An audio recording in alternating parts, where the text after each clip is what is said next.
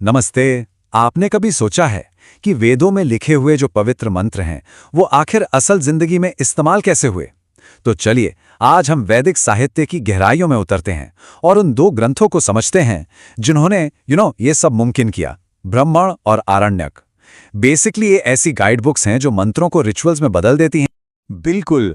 और इसी से जुड़ता है हमारा आज का सबसे बड़ा सवाल। जिन वेदों में देवताओं की सिर्फ स्तुति मतलब सिर्फ प्रेस थी, वो यज्ञ और कर्म कांड के इतने डिटेल्ड नियम कानून वाली किताबों में आखिर बदले कैसे?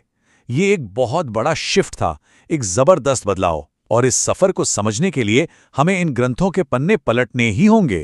ओके, तो शुरू करते हैं। देखिए, ब्राह्मण ग्रंथों को आप वेदों का परिशिष्ट यानी अपेंडिसेस टू द वेदास समझ सकते हैं। ये प्रोज में लिखे गए थे। क्यों? ताकि वेदों के जो थोड़े मुश्किल श्लोक हैं ना, उनको आसान भाषा में समझाया जा सके, और सबसे जरूरी, यज्ञों में उनका इस्तेमाल कैसे करना है उसकी सही विधि यानी मेथड बताई जा सके। राइट? और यहीं पर इन दोनों के बीच का सबसे बड़ा फर्क साफ दिखता है। देखिए, वेद संहिताएं हैं स्तुति प्रधान, मतलब उनका पूरा फोकस देवताओं की महिमा गाने पर है। लेकिन ब्राह्मण ग्रंथ हैं विधि प्रधान, उनका मकसद है यज्ञ करने का सही तरीका, उसकी पूरी प्रोसेस बताना। सिंपल शब्दों में कहें तो एक है क्यों और दूसरा है कैसे। अच्छा, और जब इन ग्रंथों की ऑथेंटिसिटी की बात आती है तो एक नाम सबसे ऊपर आता है, ऋषि याज्ञवल्क्य। उन्हें सबसे ज्यादा प्रामाणिक माना जाता है। पता है क्यों? क्योंकि ऐसा कहा जाता है कि उन्होंने सालों की तपस्या के बाद सीधे सूर्यदेव से शुक्ल यजुर्वेद का ज्ञान हासिल किया था। कमाल है ना? तो चलिए अब आगे बढ़ते हैं और चारों वेदों से जुड़े जो ब्राह्मण ग्रंथ हैं उनकी यात्रा पर निकलते हैं। देखते हैं कि हर वेद की अपनी अपनी एक्सप्लेनेशन कैसे की गई। ये स्लाइड एक तरह से हमारे लिए रोड मैप है। यहां साफ साफ देख सकते हैं कि हर वेद के अपने खास ब्राह्मण ग्रंथ हैं। जैसे ऋग्वेद के लिए ऐथरेय और कौशितकी, यजुर्वेद के लिए शतपथ और तैत्तिरीय, फिर सामवेद के लिए पंचविंश और षड्विंश, और लास्ट में अथर्ववेद के लिए सिर्फ एक ही है, गोपथ ब्राह्मण। तो सबसे पहले ऋग्वेद की बात करते हैं। इससे जुड़े दो मेन ब्राह्मण ग्रंथ हैं। पहला है ऐतरेय ब्राह्मण, जिसे ऐतरेय महिदास ने लिखा था और इसमें 40 चैप्टर्स हैं, और दूसरा है कैहोशतिकी ब्राह्मण। इसके राइटर थे कहोड़ कौशितिकी और इसमें 30 चैप्टर्स हैं। और पता है वो जो फेमस कोट है चरेवेति चरेवेति, जिसका मतलब है चलते रहो, वो सीधे ऐतरेय ब्राह्मण से ही आता है। ये शुनहशेष आख्यान नाम की एक कहानी का पार्ट है। मतलब एक ऐसी स्टोरी जो हमें कभी ना रुकने और हमेशा आगे बढ़ते रहने के लिए इंस्पायर करती है। So powerful. अब आते हैं यजुर्वेद पर, और इसके साथ जुड़ा है शतपथ ब्राह्मण। और मैं बता दूं, ये कोई आम ग्रंथ नहीं है। ऋग्वेद के बाद ये वैदिक साहित्य का सबसे बड़ा और सबसे महत्वपूर्ण ग्रंथ माना जाता है। इसका प्रभाव बहुत गहरा है। हाँ, शतपथ ब्राह्मण कितना विशाल है इसका अंदाजा इसमें दिए गए यज्ञों की लिस्ट से ही लग जाता है। इसमें दर्शपूर्मास जैसे नॉर्मल रिचुअल्स से लेकर पितृयज्ञ यानी श्राद्ध, उपनयन संस्कार, और फिर अश्वमेध और सर्वमेध जैसे बड़े बड़े ग्रैंड महायज्ञों तक का बहुत ही डिटेल्ड डिस्क्रिप्शन है। और शतपथ ब्राह्मण इसलिए भी स्पेशल है क्योंकि कई जरूरी कॉन्सेप्ट्स का जन्म यहीं से हुआ। फॉर एग्जाम्पल, यहीं पर पहली बार स्त्रियों को अर्धांगिनी यानी पति का आधा अंग कहा गया। उस समय के लिए ये एक बिल्कुल रेवोल्यूशनरी आइडिया था।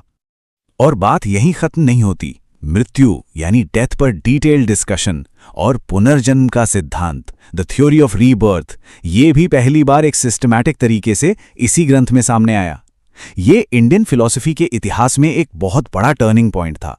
और एक और हैरान करने वाली बात, जलप्लावन यानी द ग्रेट फ्लड की कहानी जो दुनिया की कई सिविलाइजेशंस में मिलती है, उसका पहला इंडियन वर्जन भी यहीं शतपथ ब्राह्मण में ही मिलता है। अमेजिंग है ना? अच्छा, शतपथ के अलावा भी कई जरूरी ब्राह्मण हैं। जैसे कृष्ण यजुर्वेद का तैत्तिरीय ब्राह्मण अग्न्याधान की विधि बताता है। फिर सामवेद का पंचविश ब्राह्मण व्रात्यों यानी सोसाइटी से निकाले गए लोगों को वापस शामिल करने की बात करता है। षड्विंश में तो अद्भुत ब्राह्मण नाम का एक पूरा चैप्टर ही चमत्कारों पर है।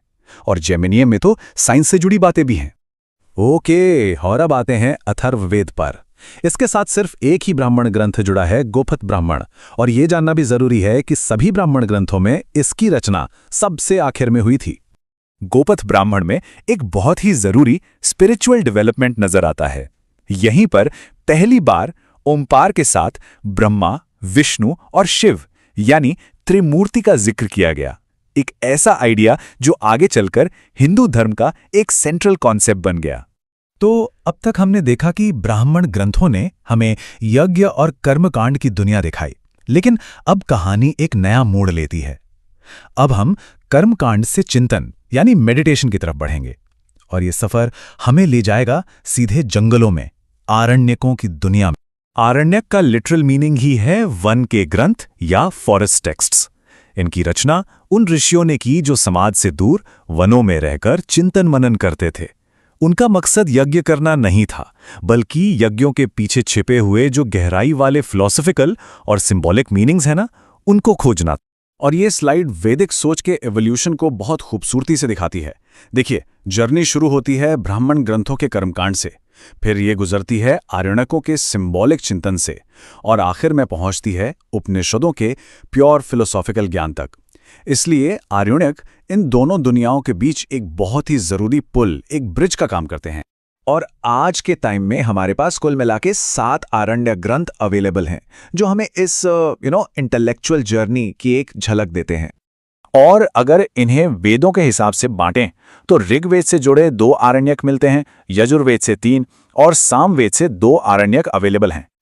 हाँ, और यहाँ एक बहुत ही जरूरी बात नोटिस करने वाली है। अथर्ववेद, जिसका अपना गोपथ ब्राह्मण तो है, उसका कोई भी आरण्यक ग्रंथ नहीं है। ये एक ऐसा फैक्ट है जो उसे बाकी 3 वेदों से बिल्कुल अलग खड़ा करता है। इंटरेस्टिंग। तो सार ये है कि आरण्यक सिर्फ वन के ग्रंथ नहीं है, असल में वो उस गहरे सच तक पहुंचने का पुल है जिसने बाद में उपनिषदों की महान फिलॉसफी को जन्म दिया।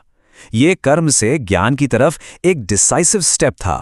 तो हमने देखा कि कैसे यज्ञ और अनुष्ठान से चिंतन का जन्म हुआ और चिंतन ने आत्मज्ञान की खोज शुरू की। लेकिन ये सफर यहां खत्म नहीं होता। सवाल यह है कि इस आइडियोलॉजिकल एवोल्यूशन का अगला और फाइनल स्टॉप क्या था, और इसका जवाब हमें मिलता है उपनिषदों में।